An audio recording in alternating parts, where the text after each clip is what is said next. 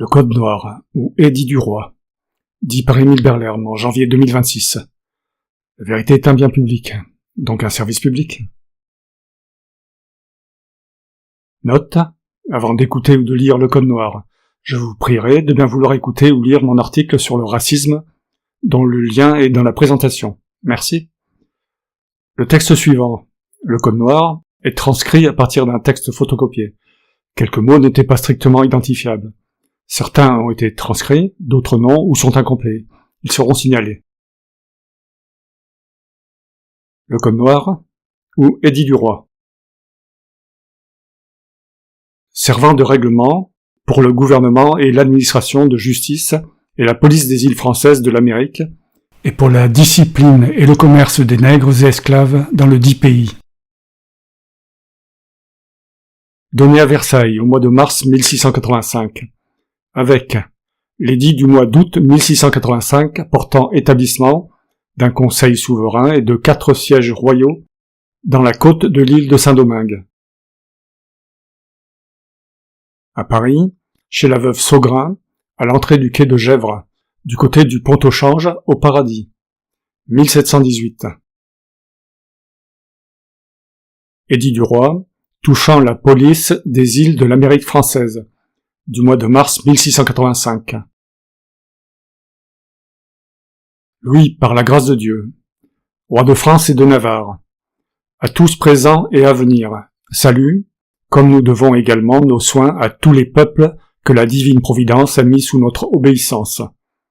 Nous avons bien voulu faire examiner en notre présence les mémoires qui nous ont été envoyées par nos officiers de nos îles de l'Amérique, par lesquels, ayant été informés du besoin qu'ils ont de notre autorité et de notre justice pour y maintenir sa discipline de l'Église catholique, apostolique et romaine,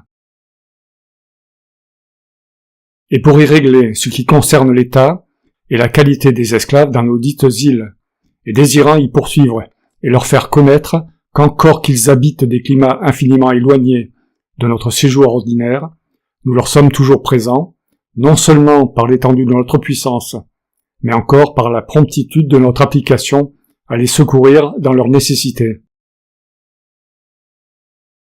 À ces causes, de l'avis de notre conseil et de notre certaine science, pleine puissance et autorité royale, nous avons dit, statué et ordonné. Disons, statuons et ordonnons. Voulons et nous plaît ce qui en suit. Article 1. Voulons et entendons que l'édit du feu roi de glorieuse mémoire, notre très honoré Seigneur et Père, du 23 avril 1615, soit exécuté dans nos îles. Ce faisant, enjoignons à tous nos officiers de chasser hors de nos îles tous les Juifs qui y ont établi leur résidence, auxquels, comme aux ennemis déclarés du non chrétien, nous commandons d'en sortir dans 3 mois, à compter du jour de la publication des présentes, à peine de confiscation de corps et de biens. Article 2. Tous les esclaves qui seront dans nos îles seront baptisés et instruits dans la religion catholique, apostolique et romaine. Enjoignons aux habitants qui achèteront des nègres nouvellement arrivés d'en avertir les gouverneurs et intendants des dites îles dans 8 ans au plus tard, à peine d'amende arbitraire, lesquels donneront les ordres nécessaires pour les faire instruire et baptiser dans le temps convenable. Article 3. Interdisons tout exercice public d'autres religions que de la catholique, apostolique et romaine. Voulons que les contrevenants soient punis comme rebelles et désobéissants à nos commandements. Défendons toutes assemblées pour cet effet, lesquelles nous déclarons conventicules, illicites et séditieuses, sujets à la même peine qui aura lieu même contre les maîtres qui les permettront ou souffriront à l'égard de leurs esclaves. Article 4. Ne seront préposés aucun commandeur à la direction des nègres, qui ne fasse profession de la religion catholique, apostolique et romaine, à peine de confiscation des dits nègres contre les maîtres qui les auront préposés, et de punition arbitraire contre les commandeurs qui auront accepté la dite direction. Article 5. Défendons à nos sujets, de la RDR, d'apporter aucun trouble ni empêchement à nos autres sujets, même à leurs esclaves, dans le libre exercice de la religion catholique, apostolique et romaine, à peine de punition exemplaire. Article 6. Enjoignons à tous nos sujets, de quelque qualité et condition qu'ils soient, d'observer les jours de dimanche et fêtes, qui sont gardés par nos sujets de la religion catholique, apostolique et romaine. Leur défendons de travailler, ni faire travailler leurs esclaves ces 10 jours, depuis l'heure de minuit jusqu'à l'autre minuit, soit à la culture de la terre, à la manufacture des sucres et à tous autres ouvrages, à peine d'amende et de punition arbitraire contre les maîtres et de confiscation tant des sucres que des 10 esclaves qui seront surpris par nos officiers dans leur travail. Article 7. Leur défendons pareillement de tenir le marché des nègres et de tous autres marchés les 10 jours sur pareille peine et de confiscation des marchandises qui se trouveront alors au marché et d'amende arbitraire contre les marchands. Article 8. Déclarons nos sujets qui ne sont pas de la religion catholique, apostolique et romaine, incapables de contracter à l'avenir aucun mariage valable. Déclarons bâtards les enfants qui naîtront de telles conjonctions que nous voulons être tenus et réputés. Tenons et réputons pour vrai concubinage. Article 9. Les hommes libres qui auront un ou plusieurs enfants de leur concubinage avec leurs esclaves. Ensemble les maîtres qui l'auront souffert seront chacun condamnés à une amende de 2000 livres de sucre. Et s'ils sont les maîtres de l'esclave de laquelle ils auront eu les 10 enfants, voulons qu'outre l'amende, ils seront privés de l'esclave et des enfants, et qu'elle et eux soient confisqués au profit de l'hôpital, sans jamais pouvoir être affranchis. N'entendons toutefois le présent article avoir lieu lorsque l'homme n'était point marié à une autre personne durant son concubinage avec son esclave, épousera dans les normes observées par l'Église la dite esclave, qui sera affranchie par ce moyen, et les enfants rendus libres et légitimes. Article 10. Les dites solennités prescrites par l'ordonnance de Blois, articles 40, 41, 42, et par la déclaration du mois de novembre 1639, pour les mariages, seront observées tant à l'égard des personnes libres que des esclaves, sans néanmoins que le consentement du père et de la mère de l'esclave y soit nécessaire, mais celui du maître seulement. Article 11. Défendons aux curés de procéder au mariage des esclaves, s'ils ne sont à paroir, du consentement de leur maître. Défendons aussi aux maîtres d'user d'aucune contrainte sur leurs esclaves pour les marier contre leur gré. Article 12. Les enfants qui naîtront de mariage entre esclaves seront esclaves et appartiendront aux maîtres des femmes esclaves, et non à ceux de leur mari, si le mari et la femme ont des maîtres différents. Article 13. Voulons que si le mari esclave a épousé une femme libre, les enfants tant mâles que filles suivent la condition de leur mère et soient libres comme elle, nonobstant la servitude de leur père, et que si le père est libre et la mère esclave, les enfants seront esclaves pareillement. Article 14. Les maîtres seront tenus de faire mettre en terre sainte, dans les cimetières destinés à cet effet, leurs esclaves baptisés, et à l'égard de ceux qui mourront sans avoir reçu le baptême, ils seront enterrés la nuit dans quelque champ voisin du lieu où ils seront décédés. Article 15. Défendons aux esclaves de porter aucune arme offensive, ni de gros bâtons, à peine du fouet, et de confiscation des armes au profit de celui qui les en trouvera saisies, à l'exception seulement de ceux qui seront envoyés à la chasse par leur maître et qui seront porteurs de leur billet, ou marque connue. Article 16.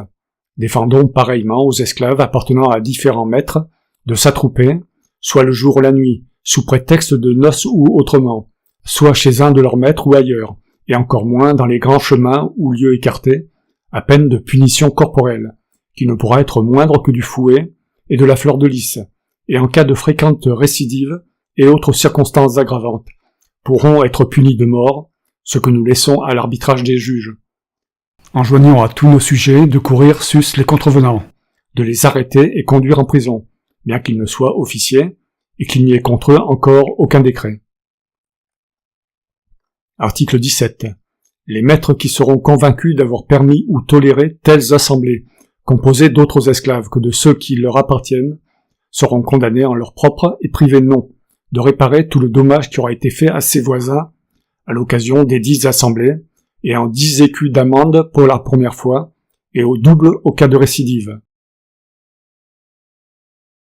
Article 18. Défendons aux esclaves de vendre des cannes de sucre pour quelque cause ou occasion, que ce soit, même avec la permission de leur maître, à peine du fouet contre les esclaves, et de 10 livres tournois contre leur maître, qui leur ont permis, et de pareilles amendes contre l'acheteur. Article 19. Leur défendons aussi d'exposer en vente au marché, ni de porter dans les maisons particulières, pour vendre aucune sorte de denrées, même des fruits, légumes, bois à brûler, herbes pour leur nourriture, et des bestiaux à leur manufacture, sans permission expresse de leur maître par un billet, ou par des marques connues, à peine de revendication des choses ainsi vendues, sans restitution du prix par leur maître, et de 6 livres tournois d'amende à leur profit contre les acheteurs. Article 20. Voulons à cet effet que 2 personnes soient préposées par nos officiers dans chacun marché pour examiner les denrées et marchandises qui seront apportées par les esclaves, ensemble les billets et marques de leur maître. Article 21. Permettons à tous nos sujets habitants des îles de se saisir de toutes les choses dont ils trouveront les esclaves chargés lorsqu'ils n'auront point de billets de leur maître, ni de marques connues pour être rendus incessamment à leur maître, si les habitations sont voisines du lieu où les esclaves auront été surpris en délit, sinon elles seront incessamment envoyées à l'hôpital, pour y être en dépôt jusqu'à ce que les maîtres en aient été avertis. Article 22. Seront tenus les maîtres de fournir par chacune semaine à leurs esclaves âgés de 10 ans et au-dessus, pour leur nourriture, 2 pots et demi mesure du pays de farine de manioc, ou 3 cassaves pesant 2 livres et demi chacun, au moins, ou chose équivalent, avec 2 livres de bœuf salé, ou 3 livres de poisson, ou autre chose à proportion, et aux enfants, depuis qu'ils sont sevrés, jusqu'à l'âge de 10 ans, la moitié des vivres ci-dessus. Article 23. Leur défendons de donner aux esclaves de l'eau de vie de canne guildan, voire guildive, pour tenir lieu de la subsistance mentionnée au précédent article. Article 24. Leur défendons pareillement de se décharger de la nourriture et subsistance de leurs esclaves en leur permettant de travailler certains jours de la semaine pour leur compte particulier. Article 25. Seront tenus les maîtres de fournir à chacun esclave, par chacun, 2 habits de toile ou 4 aunes de toile au gré des 10 maîtres. Article 26. Les esclaves qui ne seront point nourris, vêtus et entretenus par leur maître, selon que l'avons ordonné par ses présentes, pourront en donner avis à notre procureur et mettre leur mémoire entre ses mains, sur lesquelles et même d'office, si les avis lui en viennent d'ailleurs. Les maîtres seront poursuivis à la requête et sans frais, ce que nous voulons être observés pour les crieries et traitements barbares et inhumains des maîtres envers leurs esclaves. Article 27. Les esclaves infirmes par vieillesse, maladie ou autrement, soit que la maladie soit incurable ou non, seront nourris et entretenus par leur maître, et en cas qu'ils les eussent abandonnés, les 10 esclaves seront adjugés à l'hôpital, auxquels les maîtres seront condamnés de payer 6 sols, par chacun jour pour leur nourriture et entretien de chacun esclave. Article 28. Déclarons les esclaves ne pouvoir rien avoir qui ne soit à leur maître, et tout ce qui leur vient par industrie ou par la libéralité d'autres personnes, ou autrement, à quelque titre que ce soit, être acquis en pleine propriété à leur maître, sans que les enfants des esclaves, leurs pères et mères, leurs parents, et tous autres libres ou esclaves, puissent rien prétendre par succession, disposition entre vifs ou à cause mort, lesquelles dispositions nous déclarons nulles. Ensemble toutes les promesses et obligations qu'ils auraient faites, comme étant faites par gens incapables de disposer et contractées de leur chef. Article 29.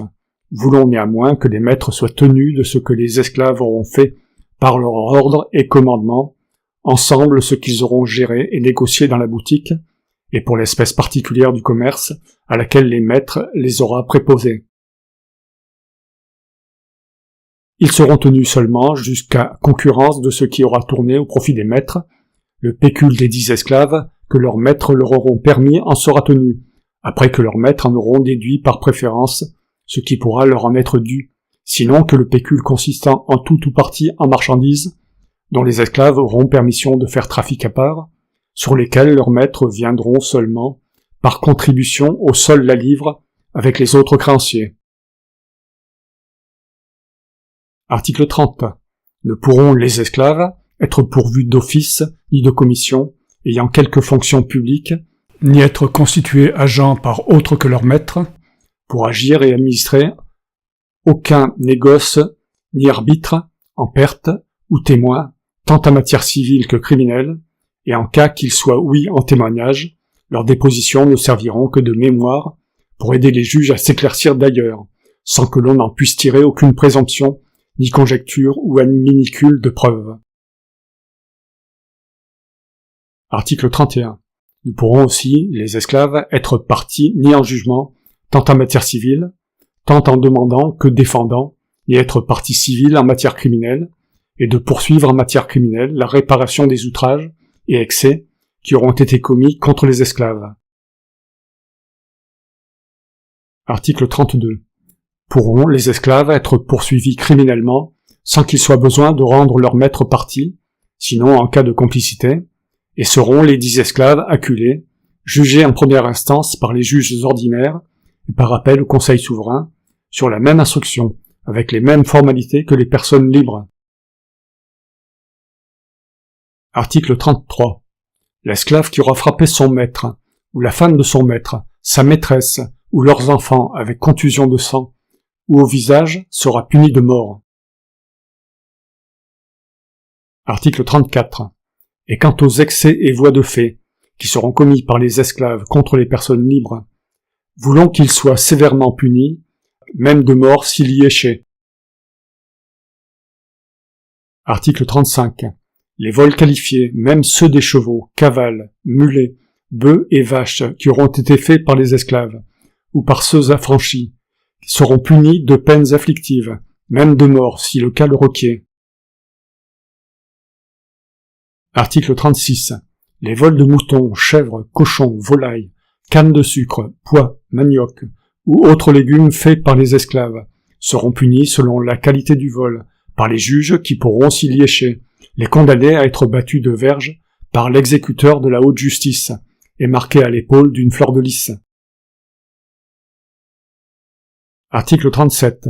Seront tenus les maîtres, en cas de vol ou autrement, des dommages causés par leurs esclaves, outre la peine corporelle des esclaves, réparer les torts en leur nom, s'ils n'aiment mieux abandonner l'esclave à celui auquel le tort a été fait, ce qu'ils seront tenus d'opter dans 3 jours, à compter du jour de la condamnation, autrement ils en seront déchus. Article 38. L'esclave fugitif qui aura été en fuite pendant 1 mois à compter du jour que son maître l'aura dénoncé en justice, aura les oreilles coupées, et sera marqué d'une fleur de lys sur une épaule. Et s'il récidive un autre mois, à compter pareillement du jour de la dénonciation, aura le jarret coupé et sera marqué d'une fleur de lys sur l'autre épaule, et la 3e fois, il sera puni de mort. Article 39. Les affranchis qui auront donné retraite dans leur maison aux esclaves fugitifs seront condamnés par corps envers leur maître en l'amende de 300 livres de sucre par chacun jour de rétention. Article 40.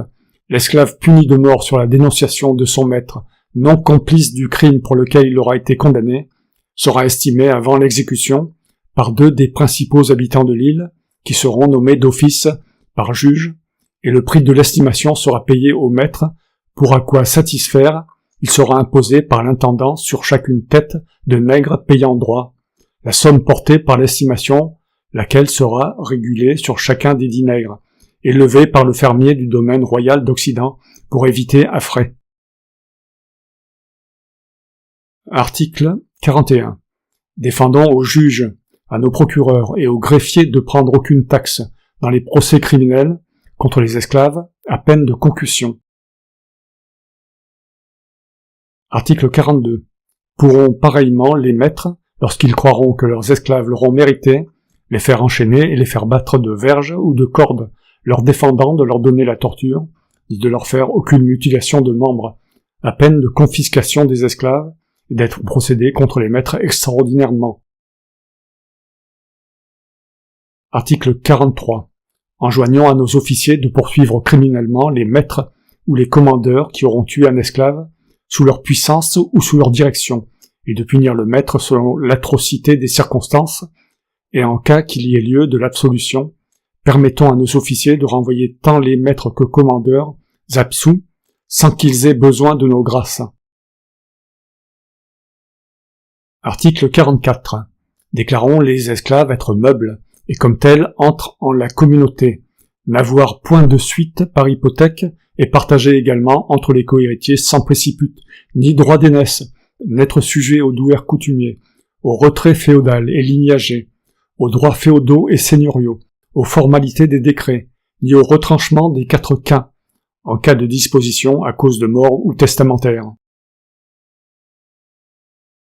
Article 45.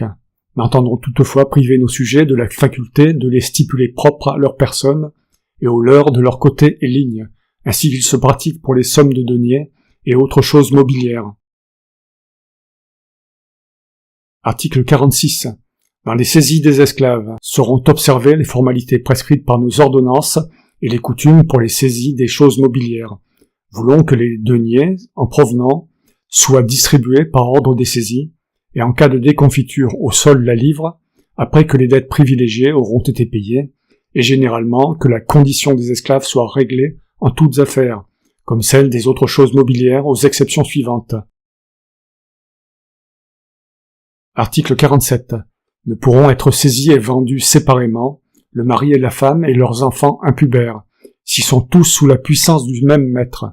Déclarons nulles les saisies et ventes qui en seront faites, ce que nous voulons avoir lieu dans les aliénations volontaires, si peine que seront les aliénateurs d'être privés de celui ou de ceux qu'ils auront gardés, qui seront adjugés aux acquéreurs, sans qu'ils soient tenus de faire aucun supplément de prix. Article 47. Nous pourrons aussi les esclaves, travaillant actuellement dans les sucreries, indigoteries et habitations, âgés de 14 ans et au-dessus, jusqu'à 60 ans, être saisis pour dette, sinon pour ce qui sera du prix de leur achat, ou que la sucrerie ou indigoterie ou habitation dans laquelle ils travaillent soit saisie réellement. Défendons à peine de nullité de procéder par saisie réelle et adjudication par décret sur les sucreries, indigoteries ni habitations, sans y comprendre les esclaves de l'âge susdit et y travaillant actuellement. Article 49. Les fermiers judiciaires des sucreries, indigoteries ou habitations saisies réellement, conjointement avec les esclaves, seront tenus de payer le prix entier de leur bail, sans qu'ils puissent compter parmi les fruits et droits de leur bail, qu'ils percevront, les enfants qui seront nés des esclaves pendant le cours dit celui qui n'y entre point. Article 50. Voulons que, nonobstant toute convention contraire que nous déclarons nulle, que les 10 enfants appartiennent à la partie saisie, les créanciers sont satisfaits, d'ailleurs ou à l'adjudicataire, s'il intervient un décret, et qu'à cet effet, mention soit faite dans la dernière affiche, avant l'interposition du décret des enfants nés des esclaves, depuis la saisie réelle, que dans la même affiche il sera fait mention des esclaves décédés, depuis la saisie réelle, dans laquelle ils auront été compris. Article 51. Voulons, pour éviter aux frais et aux longueurs des procédures, que la distribution du prix entier de l'adjudication, conjointement de fonds et des esclaves, et de ce qui proviendra du prix des baux judiciaires, soit faite entre les créanciers, selon l'ordre de leurs privilèges et hypothèques, sans distinguer ce qui est provenu du prix des fonds, d'avec ce qui est procédant du prix des esclaves. Article 52. Et néanmoins, les droits féodaux et seigneuriaux ne seront payés qu'à proportion du prix des fonds. Article 53.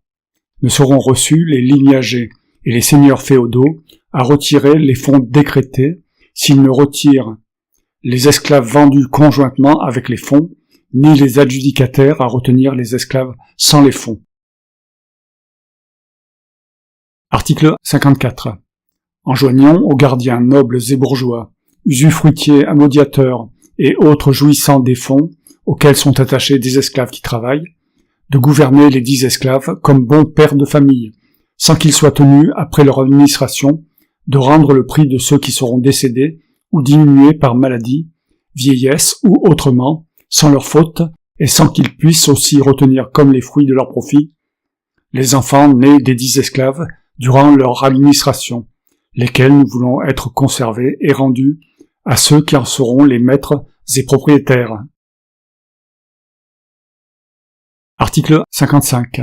Les maîtres âgés de 20 ans pourront affranchir leurs esclaves, par tous actes entre vifs ou à cause de mort, sans qu'ils soient tenus de rendre raison de leur affranchissement, ni qu'ils aient besoin d'avis de parents, encore qu'ils soient mineurs de 25 ans.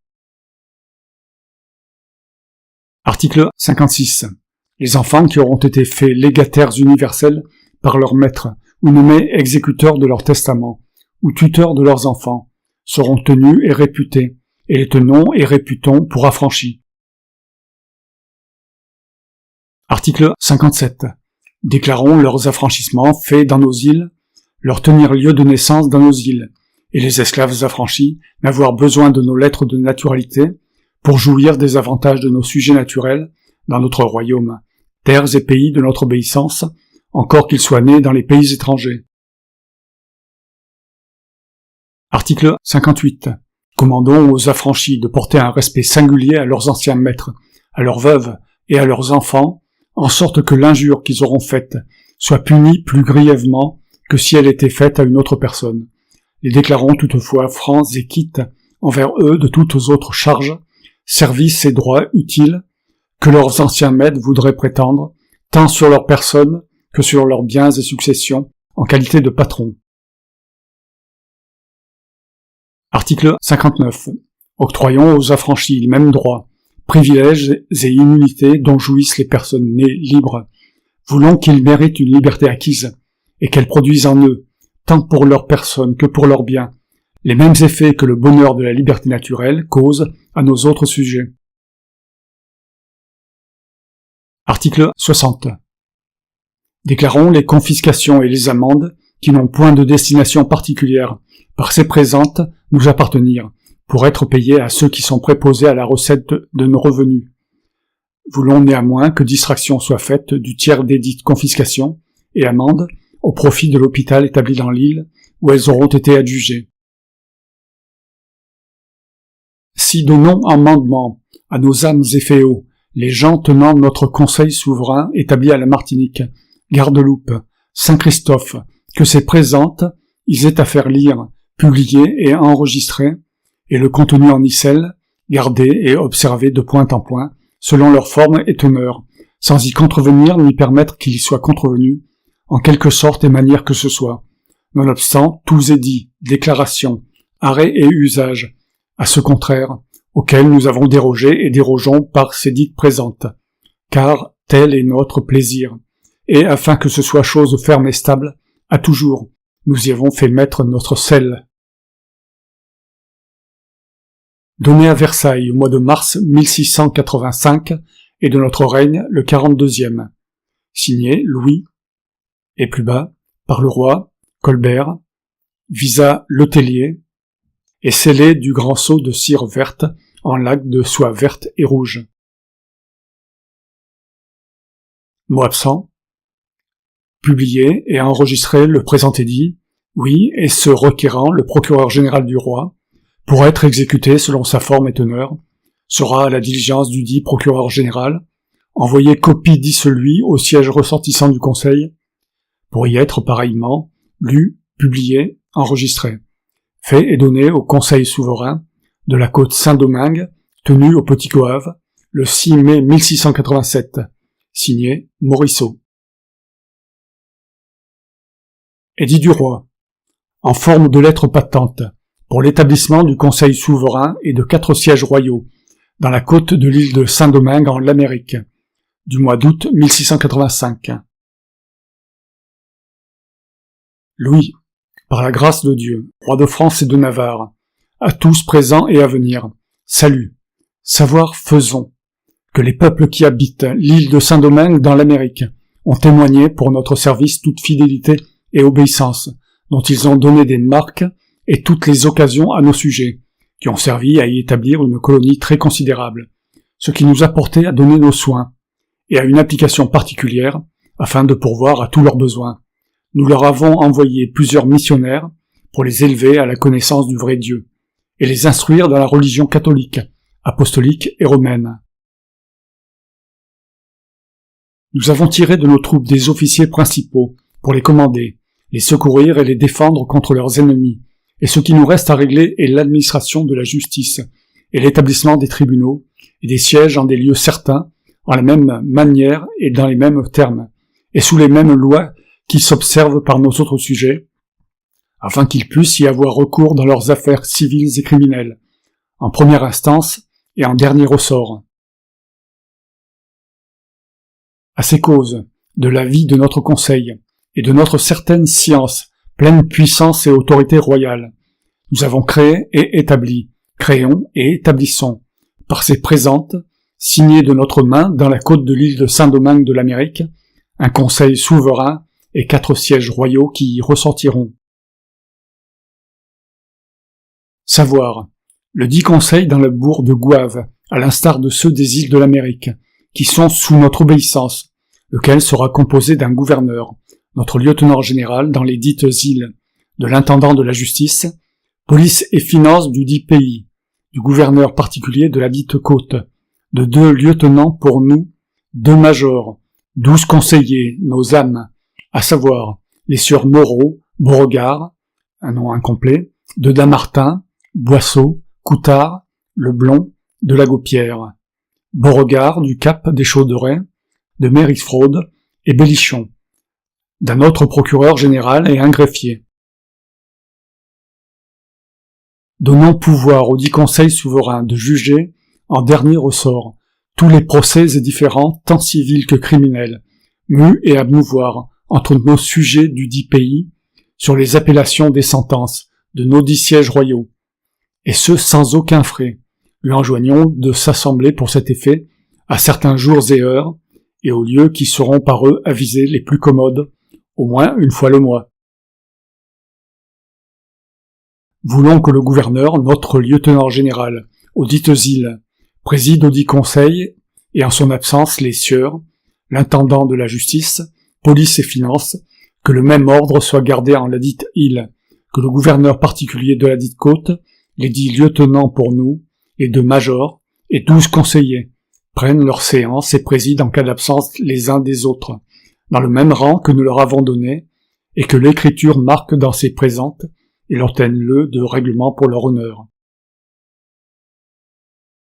Voulons néanmoins que l'intendant de la justice, police et finances au dit pays, lors même que le gouverneur, notre lieutenant général aux dites îles, sera présent au dit conseil, présidera, et qu'il demande les avis, recueille les voix et prononce les arrêts, et qu'il ait au surplus les mêmes avantages, et fasse les mêmes fonctions que le premier président de nos cours, et en cas d'absence de l'intendant, que le plus ancien de nos conseillers prononce, avec les mêmes droits, encore qu'il soit précédé par nos gouverneurs, lieutenants et majors. Seront les 4 sièges royaux, à l'instar de ceux de notre royaume, de chacun un sénéchal, un lieutenant, un autre procureur, et un greffier seront établis, savoir un audit lieu du Petit Gouave, où la juridiction se tiendra, sur le Grand et Petit Gouave, le Rochelois, Nippes, la Grande Anse et l'île des Vaches, et l'autre à Léogane, qui comprendra depuis les établissements de, mot incomplet, un autre au port P, contiendra depuis le port François, jusqu'au mouleur en Colasse, et toute l'île de la Tortue, un autre au Cap, dont le ressort sera depuis du nord qui tend vers le sel. Signé Louis, et plus bas, par le roi Colbert, visa Le Tellier, et scellé du grand sceau de cire verte en laque de soie verte et rouge. Fin, dit par Émile Berlerme. L'obligation d'exister implique l'innocence d'exister en permanence, ce qui est vrai pour les esclavagistes comme pour les esclaves. Les liens vers mes articles dans Google Drive en français, anglais, espagnol et chinois sont dans la présentation. Pour que la notion d'innocence d'exister se répande, abonnez-vous, commentez et likez, et encore merci.